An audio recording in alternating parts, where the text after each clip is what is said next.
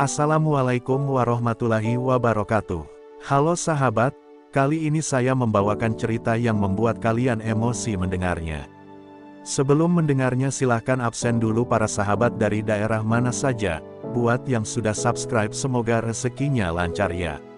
Pagi itu, langit tampak cerah, seakan turut merestui pernikahan Nadia dan Raka. Dari kamar rias sederhana di belakang rumah besar keluarga mempelai pria, Nadia menatap cermin. Gaun putih berhias rendah halus membalut tubuhnya, sementara kerudung tipis jatuh anggun di bahunya. Di dalam hatinya, ada campuran bahagia dan gugup. Sejak kecil, ia tak pernah membayangkan akan menikah dengan seorang perwira TNI yang gagah, apalagi berasal dari keluarga terpandang.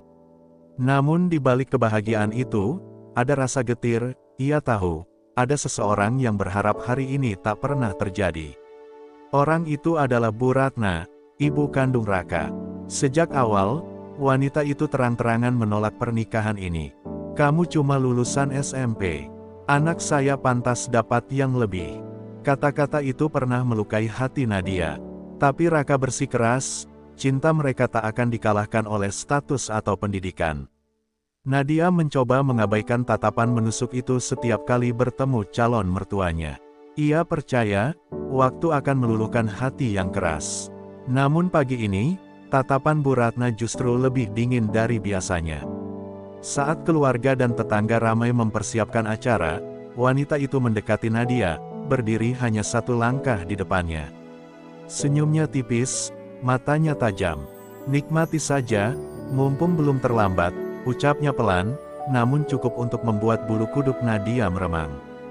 Nadia hanya menunduk, mencoba menenangkan diri, meyakinkan hati bahwa setelah akad, semuanya akan membaik. Tak lama kemudian, prosesi akad dimulai. Suara lantang Raka mengucapkan ijab kabul disambut gemuruh, sah. Dari para saksi, Nadia tersenyum, hatinya bergetar, ia resmi menjadi istri. Tangan Raka yang hangat menggenggamnya membuat semua rasa cemas seolah menghilang. Ia pikir, ini awal dari kebahagiaan. Namun, ia tak tahu badai justru akan datang beberapa menit lagi. Saat tamu bersiap menuju pelaminan, Bu Ratna kembali muncul, kali ini membawa kendi kecil yang ditutup kain merah. "Ini tradisi keluarga," katanya dengan nada datar. Nadia sempat ingin bertanya, tapi sebelum sempat bersuara, cairan hitam pekat menyembur ke wajah dan gaunnya. Bau busuk menyengat menusuk hidung, membuat para tamu terperangah. "Astagfirullah!" teriak seseorang. Gaun putih yang tadi begitu anggun kini ternoda kotoran yang mengalir dari kepala hingga kaki Nadia. Ruang itu seketika menjadi bisu. Semua mata memandang, sebagian merekam dengan ponsel, sebagian lain berbisik tak percaya. Nadia berdiri kaku, air matanya jatuh bercampur comberan di pipinya. Ia ingin berlari, ingin bersembunyi, tapi kakinya tak mau bergerak. Dalam hatinya, satu kalimat terus terngiang, kenapa ibu tega melakukannya di hari ini? Dan di sanalah, di tengah rasa malu yang membakar, sebuah tekad mulai tumbuh, hari ini juga, harga dirinya akan ia bela. Nadia dibawa masuk ke kamar rias oleh beberapa sepupu perempuan yang panik.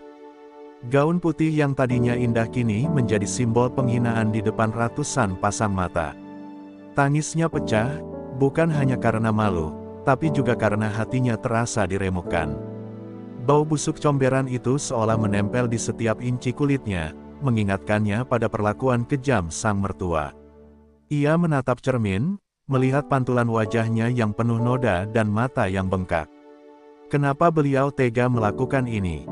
Bisiknya lirih, suaranya hampir tak terdengar. Pintu kamar terbuka, Raka masuk dengan wajah merah padam. Tanpa berkata apa-apa, ia berlutut di hadapan istrinya, membersihkan pipi Nadia dengan tangannya sendiri.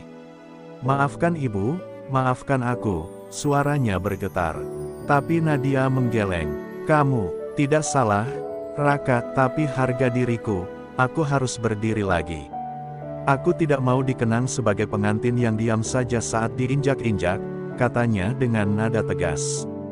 Mata mereka saling bertemu, dan dalam tatapan itu, Raka tahu, istrinya bukanlah perempuan lemah. Dengan bantuan sahabatnya, Nadia berganti gaun cadangan. Warna putih gadingnya membuat kulitnya terlihat semakin bersinar, meski hatinya masih berdebar. Rias wajahnya diperbaiki, namun sorot matanya kini berbeda, tajam, penuh tekad. Ia menarik napas panjang, memejamkan mata sejenak, lalu tersenyum tipis. Baik, kalau Bu Ratna mau mempermalukanku di depan orang banyak, aku akan membalasnya, tapi dengan cara yang membuat semua orang melihat siapa yang sebenarnya rendah, gumamnya. Saat keluar menuju pelaminan, ruangan mendadak hening. Semua tamu menatap, sebagian tak percaya bahwa pengantin yang tadi dipermalukan kini kembali berdiri anggun. Nadia menggenggam tangan Raka erat-erat. Setiap langkahnya terasa berat, tapi ia tahu inilah panggungnya. Di ujung pelaminan, Bu Ratna duduk di kursi keluarga, tatapannya sulit dibaca, antara terkejut, cemas, dan masih menyimpan gengsi. Ketika MC mulai membuka sesi sambutan, Nadia tiba-tiba meminta mikrofon. Semua mata langsung tertuju padanya. Dengan suara tenang namun bergetar, ia berkata, "Saya mungkin hanya lulusan SMP. Tapi hari ini saya ingin semua orang tahu, pendidikan bisa diukur dari ijazah, tapi akhlak diukur dari hati. Dan saya berjanji, saya akan menjaga keluarga ini, bahkan jika ada yang tidak menginginkan saya di sini." Suara tepuk tangan pecah, sementara Bu Ratna mulai gelisah di kursinya. Nadia tahu, ini baru permulaan. Suasana di ruangan masih riuh oleh tepuk tangan tamu. Namun di dalam hati Nadia, badai belum mereda. Ia tahu, kata-katanya tadi hanya permulaan, balasan sesungguhnya harus membuat semua orang, termasuk Bu Ratna, melihat siapa yang benar-benar rendah dan siapa yang pantas dihormati. Raka, yang duduk di sampingnya, menggenggam tangan istrinya erat, memberi isyarat bahwa apapun yang ia lakukan, ia akan mendukungnya. Kesempatan itu datang ketika sesi sambutan keluarga dimulai. MC memanggil Bu Ratna untuk memberikan pesan dan doa bagi kedua mempelai. Bu Ratna berjalan pelan menuju mimbar, mencoba menjaga wibawanya meski tatapan tamu menusuk dari segala arah. Saat berdiri di depan mikrofon, ia tersenyum tipis, mulai bicara tentang kebanggaan pada anaknya, tanpa menyebut nama Nadia sama sekali. Tamu-tamu mulai berbisik, menyadari dinginnya sambutan itu. Nadia berdiri dari kursinya, melangkah ke arah mimbar. "Maaf, Bu, boleh saya tambahkan sedikit?" ucapnya sopan. Tanpa menunggu jawaban, ia berdiri di sisi Bu Ratna, memegang mikrofon. "Hari ini adalah hari terindah saya, atau seharusnya. Tapi saya percaya, keluarga yang baik akan saling menjaga. Dan karena saya yakin kita adalah keluarga, saya ingin memberi hadiah istimewa untuk Ibu." Pandangan semua orang terarah ke mereka, suasana menegang. Seorang sahabat Nadia membawa sebuah kotak besar yang telah ia siapkan. Kotak itu berisi foto-foto kenangan Raka sejak kecil hingga dewasa, dirangkai indah dengan tulisan, "Terima kasih telah melahirkan pria terbaik dalam hidupku." Tamu-tamu tersentuh, beberapa menghela napas haru. Nadia menyerahkan kotak itu dengan kedua tangan sambil berkata, "Saya mungkin tidak sempurna di mata Ibu, tapi saya akan berusaha mencintai Ibu seperti saya mencintai Raka." Tangis Bu Ratna pecah di hadapan semua tamu.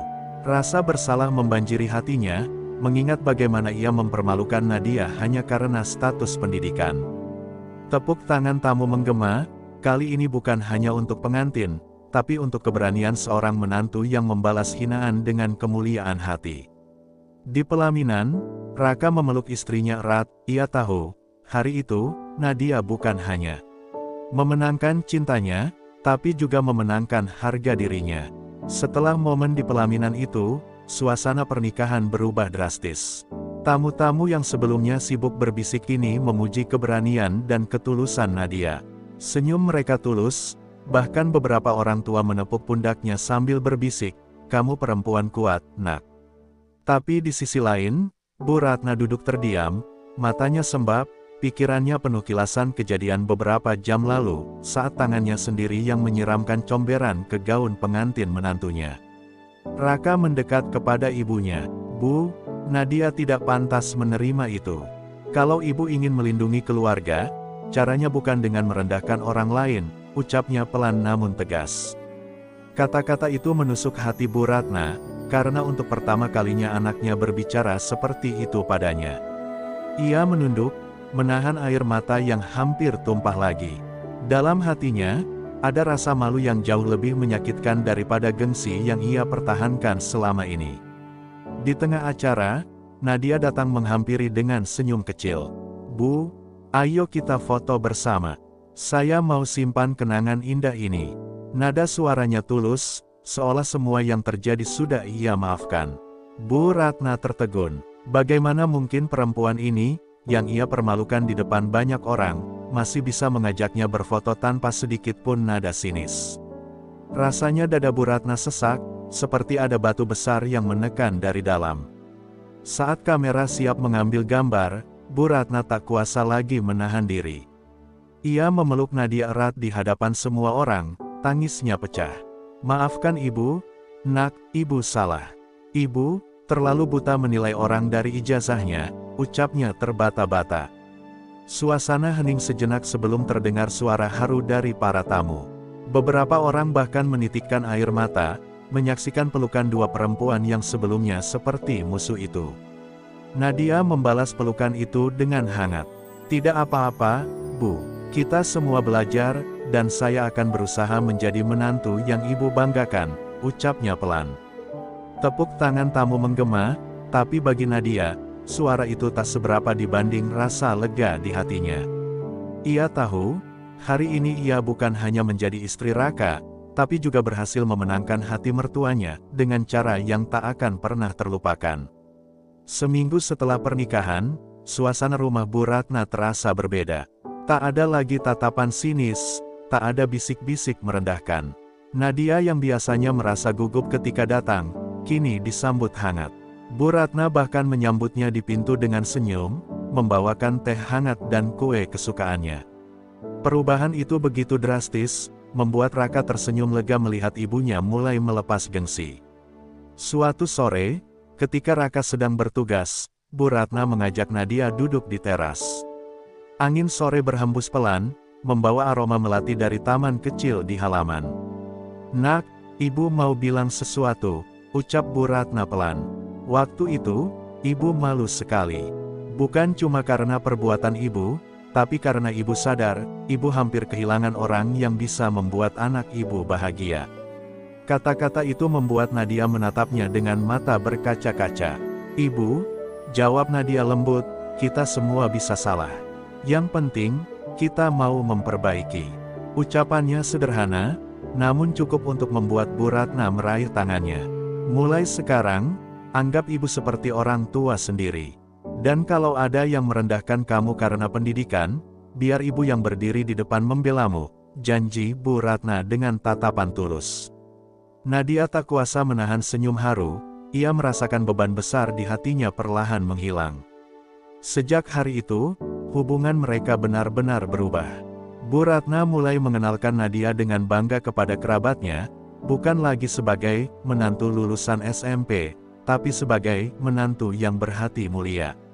Setiap kali ada tamu berkunjung, Bu Ratna menceritakan bagaimana Nadia mengajarinya arti kesabaran dan harga diri yang sesungguhnya. Cerita itu menjadi pengingat bahwa kesalahan sebesar apapun bisa diubah menjadi pelajaran berharga.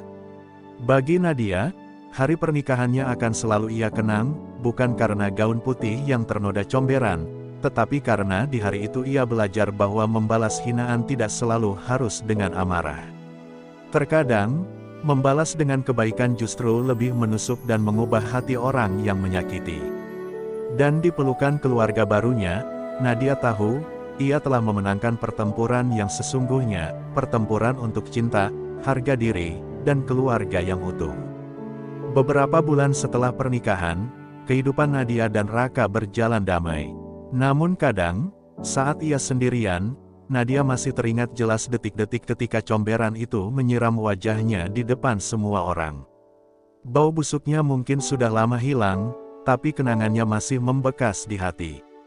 Bukan sebagai luka yang mematahkan, melainkan sebagai pengingat betapa kuatnya ia berdiri di hari itu.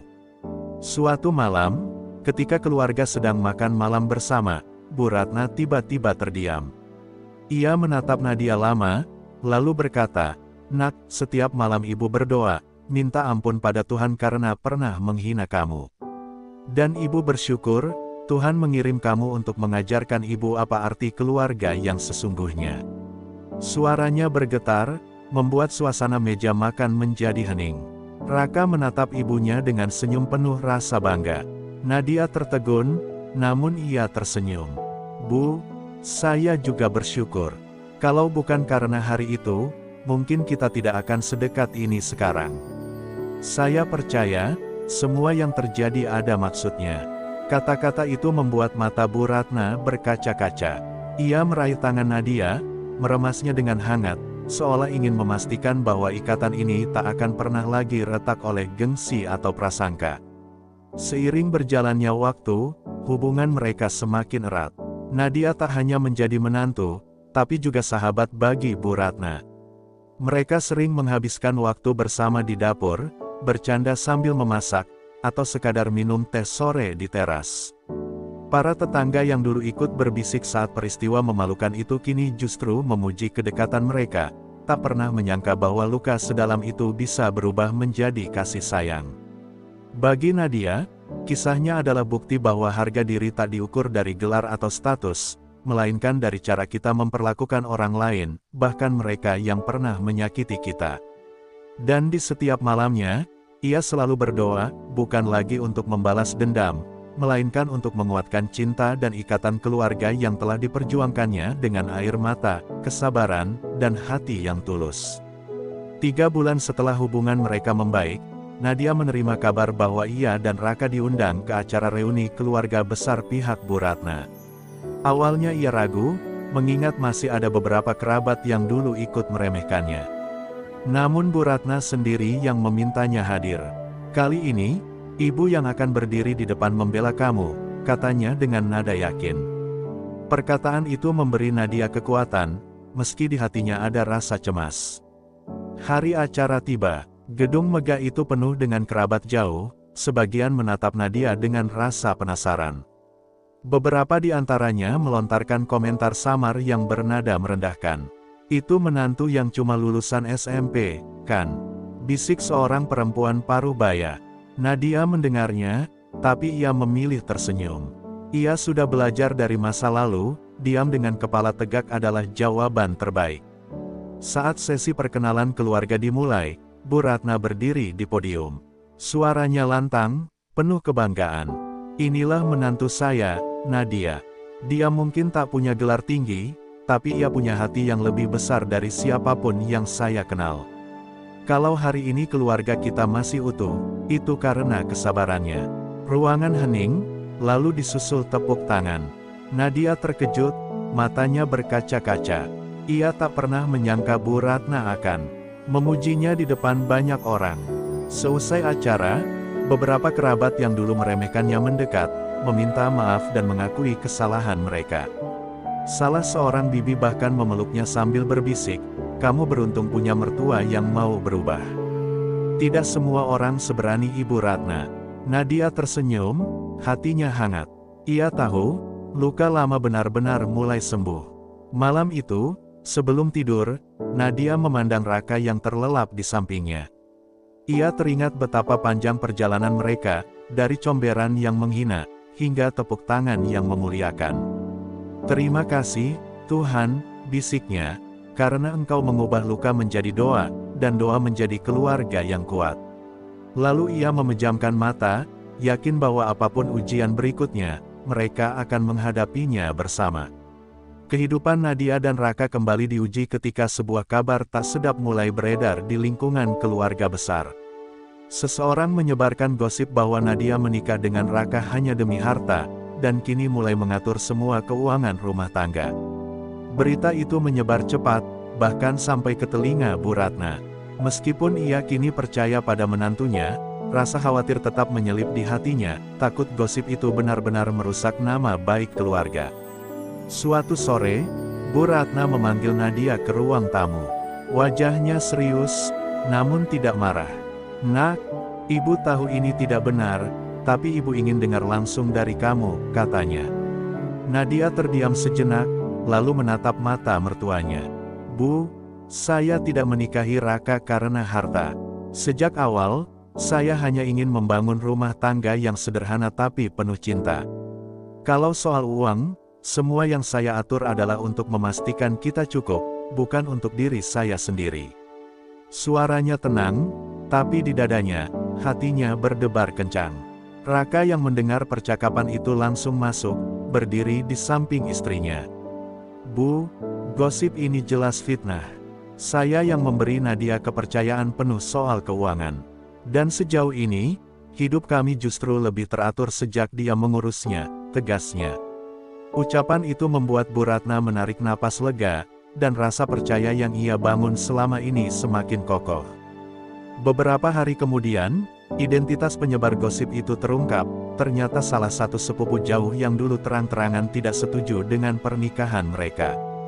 Tanpa ragu, Bu Ratna memanggil seluruh keluarga untuk berkumpul. Di hadapan semua orang, ia berdiri dan berkata, siapapun yang mencoba menjatuhkan menantu saya, sama saja melawan saya. Tatapannya tajam, membuat sang penyebar fitnah menunduk malu. Bagi Nadia, pembelaan itu lebih berarti daripada 1000 permintaan maaf. Ia menyadari, hubungan mereka yang dulunya retak kini telah berubah menjadi benteng kokoh yang sulit digoyahkan. Dan malam itu, saat duduk di teras bersama Bu Ratna sambil menyeruput teh hangat, ia merasa bahwa perjalanan panjangnya dari penghinaan hingga pembelaan ini adalah anugerah yang akan ia jaga selamanya. Terima kasih yang sebesar-besarnya untuk semua penonton setia channel ini yang sudah meluangkan waktu menyimak kisah penuh pelajaran ini sampai akhir. Semoga cerita ini tidak hanya menghibur, tapi juga menginspirasi kita semua bahwa kesabaran dan hati yang tulus mampu mengubah kebencian menjadi kasih sayang, dan mengubah musuh menjadi keluarga yang saling mencintai. Saya berdoa, semoga kita semua diberikan kekuatan untuk menghadapi ujian hidup dengan sabar, diberikan keluarga yang rukun, hati yang lapang, dan rezeki yang berlimpah. Semoga Allah SWT selalu melindungi langkah kita, menjaga orang-orang yang kita cintai, dan menjauhkan kita dari fitnah serta prasangka buruk. Jangan lupa untuk selalu mengambil hikmah dari setiap ujian, karena bisa jadi dari luka yang kita alami, Allah sedang menyiapkan kebahagiaan yang lebih besar. Terima kasih untuk dukungan, like, komentar, dan subscribe dari kalian semua. Itu adalah semangat bagi saya untuk terus berkarya. Wassalamualaikum warahmatullahi wabarakatuh.